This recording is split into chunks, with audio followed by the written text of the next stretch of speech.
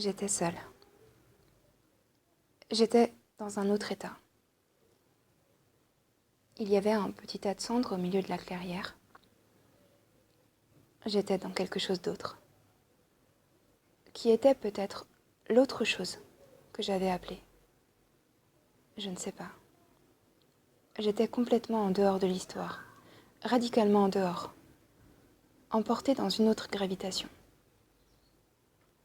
Et je ne peux pas dire vraiment, parce qu'il n'y avait rien à voir, rien de surnaturel, pas d'apparition, pas de révélation, rien de miraculeux, et pourtant, c'était comme une révélation. J'avais l'impression de voir quelque chose, sans voir, de toucher quelque chose, sans le toucher, ou plutôt d'être touché par quelque chose, comme un aveugle ou comme un nouveau-né dans un monde si radicalement différent qu'il n'y avait pas d'organe correspondant.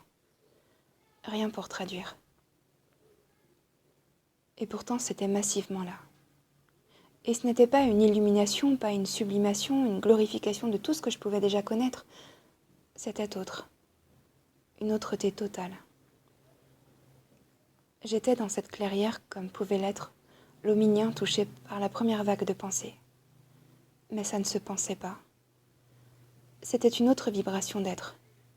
Et c'était là.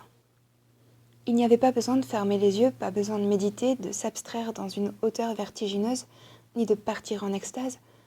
C'était là, les yeux grands ouverts, debout comme un homme sur ses deux pattes. Pas besoin de se répandre, ni de couler dans un flot cosmique, ni de se dissoudre, c'était l'inverse d'une dissolution. C'était une concentration. Une formidable concentration d'être, presque une pesanteur, une densité si lourde que j'étais comme un bloc solide, vibrant, radiant, une masse de vibrations compactes. Ça vibrait. Mais ce n'était pas comme une pensée qui vibre, ni une émotion qui vibre, c'était un faisceau dense de vibrations, une masse vibratoire. Peut-être des milliers de vibrations si rapides qu'elles allaient se coaguler, figer, fondues en une, comme l'énergie qui va tourner en matière. Juste un degré de plus, une accélération de plus, et tout se solidifierait. J'étais pris là-dedans, tenu, immobilisé comme une abeille dans une coulée de miel.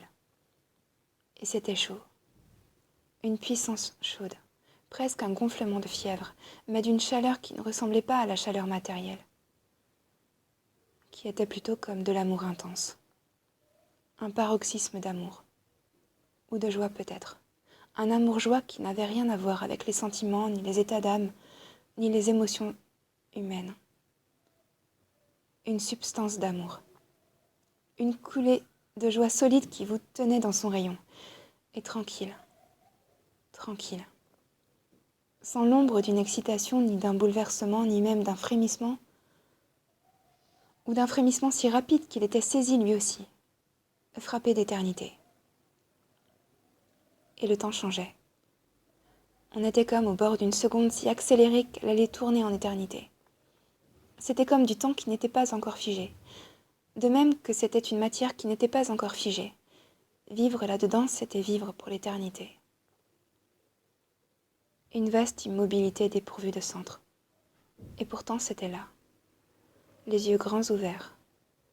Une sorte d'éternité matérielle qui se prolongeait en un clin d'œil, qui enjambait tous les temps, passé, présent, futur, et ça ne pouvait pas mourir. Pas plus que l'énergie ne pouvait cesser d'être énergique. C'était l'énergie même, un super soleil sans centre qui tissait tous les soleils, tous les atomes, tous les corps. C'était la vie de la vie.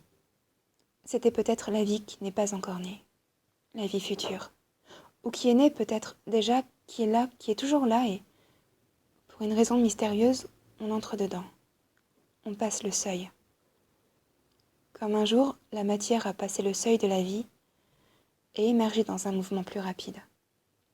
Comme un jour, l'hominien a passé le seuil du mental et est entré dans une autre accélération qui l'a fait penser et réfléchir.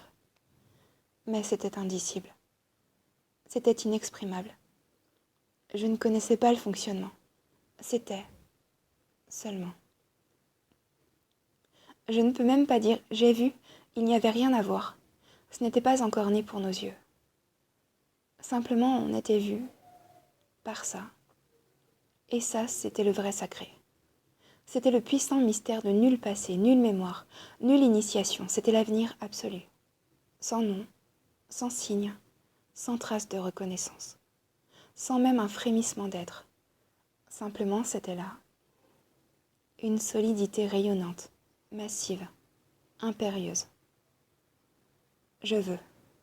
Un je veux immobile qui regarde la terre et attend l'heure, qui attend peut-être nos millions de cris pour ouvrir la porte d'or et nous tirer sur son seuil.